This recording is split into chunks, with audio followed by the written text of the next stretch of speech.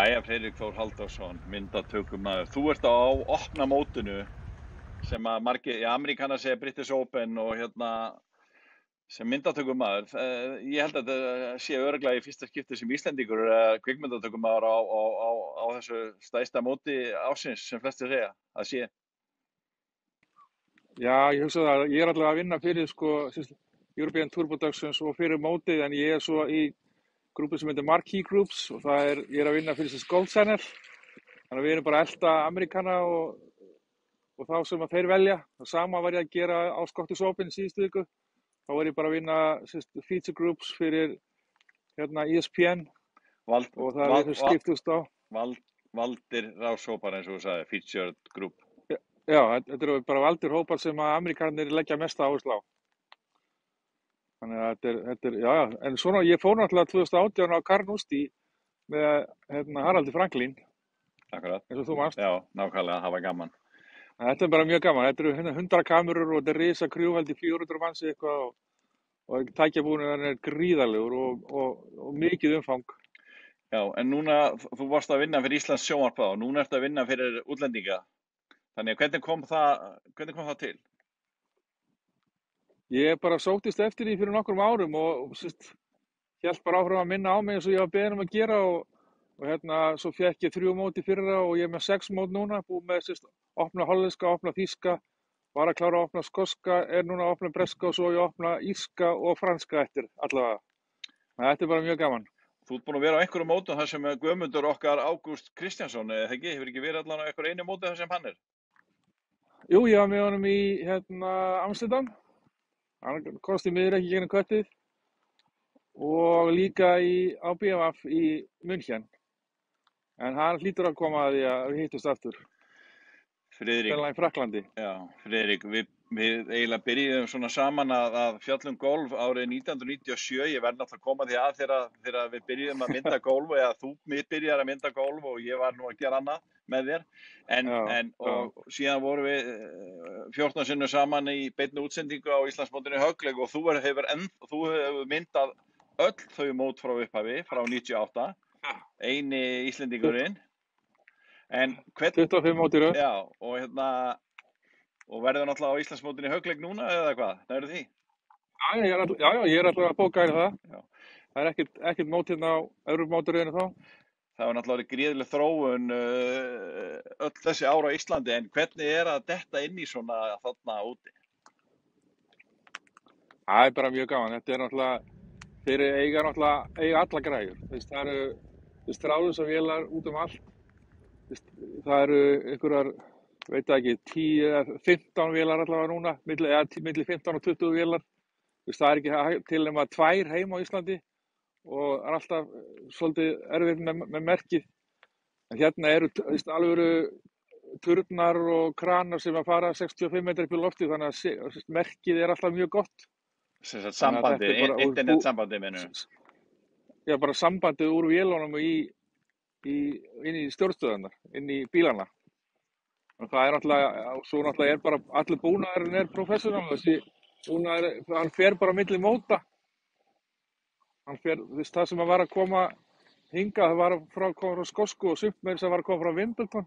Þannig að þetta er bara leigufyrirtæki sem að leigja þessar kamerur fram og tilbaka.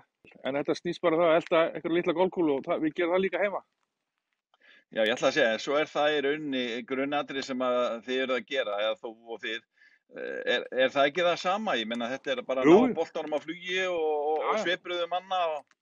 Já, þetta er bara þannig. Þetta er bara, það kannski notar 4 myndavélar við 1 högg. Það er kannski víðmynd af spilarannum slá, svo kemur þröngmynd af hann slá, svo er boltinn í loftinu, svo lendir hann og svo er aftur klippt á spilarann. Svo fylgst með honum að labba aftur út á völl, þannig að það eru kannski 4 vélar á hverju höggi, að minnstakosti. En kannski að meðan við höfum úti hérna heima höfum ekki jafn mikið búnað til þess að gera þetta. Veistu hvað þetta eru margar myndavélar sem verða til þess notaðar á þessa móti, opna mótinu? Ég held að þessi 100 vélar, 100 myndavélar, það er bæði með þeim sem eru þá náttúrulega nokkrar sem eru festar í bunkerinn, mjög flottar, mjög víðar og flottar að sýna og mér skilst að dýpsti bunkurinn sé 12 fet, það er víst nokkuð mikið. Það eru myndavélar í þeim og það eru svo eru, kranar og það er alls konar, steadicam og það er allt notað hérna. Það er allt til. Finnst þér þú upplifa sem sagt, í þessari vinnu þinni þarna, þar sem já, þínir yfirmenn þarna er að biðja þig að gera, finnst þér að er eitthvað sem er að koma þér á óvart fyrir utan þennan mikla, eða veist hvað allt er til alls þarna, þetta eins og við segjum, þeir vilja bara fá Já, grunnatriðin. þetta er alveg það sama. Það bara eru fleiri, maður er á fleiri stöðum. Ég fer fyrir aftan þegar að vera að slá á teig. Ég labba með þeim niður, stend fyrir aftan þegar að vera að slá annað eða þriðja höggið og fer svo með þeim upp á flötuna og þar er tekið þrönga mynd af spilaranum. Svo labba ég bara með þeim á næsta teig. Tekið þrönga ef ég er með þar, svo labba ég eftir þeim. Þetta er meira að labba allt saman. Þegar þú ert að mynda kylfingana fyrir aftan, þegar þá ert að sýna kylfingin slá og flötin er í fjarska, hvað ertu nálægt? Það er svona 6-8 metrar eitthvað svoleiðis. Við erum ekkert of nálægt, við maður bara zoomar aðeins út og þeir vilja ekkert að hafa okkur of nálægt. Ef við erum á nálægt, það er bara að bíða okkur að bakka smá. Þannig er þetta ekkert má, þeir eru mjög þægilegir allir og bara vita að við erum í vinnunni eins og þeir. Já, og þeir eru að sýna þá og þeir náttúrulega eru bara, náttúrulega orðnir vanir í að þið séu vonið. Og við erum að keyra, þegar við erum að bílum þá erum við að keyra í kringu það og við pössum okkur bara að fara ekki beitt fyrir fram að það og fyrir til hliðar og stoppa svo að við vitum alltaf. Það er alltaf búin að, það eru starfsmenn sem eru í því að finna boltana og þeir eru búin að setja flagg eða merkja hvar boltin er. Þannig við vitum alltaf hvað næsta högg er. Svo bara hlaupið á milli. Já, svona að lokum þetta stærsta mót ársins núna er á Royal Liverpool vellinum í Englandi og þarna eru allir bestu kylfingar heimsins. Þarna vilja allir bestu kylfingar heimsins vera. Hvernig er tilfinningin að vera þarna svona í nánd við Rory McIlroy og alla þessa kappa, Scottie Scheffler og þú varst innan í Skotlandi? Já, ég var með Rory heila dag og Scottie Scheffler annan dag og svo var ég með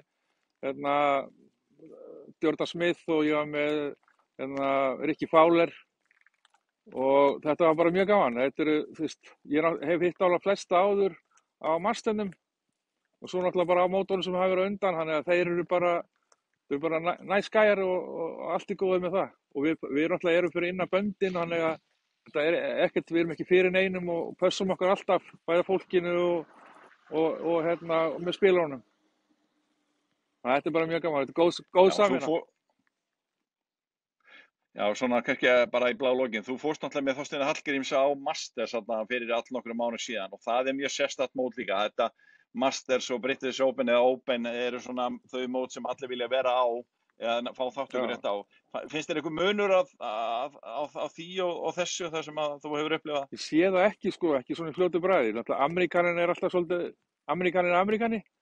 En Bretarnir eru mjög friendly og vingjarnlegir og Ameríkanar eru náttúrulega það líka.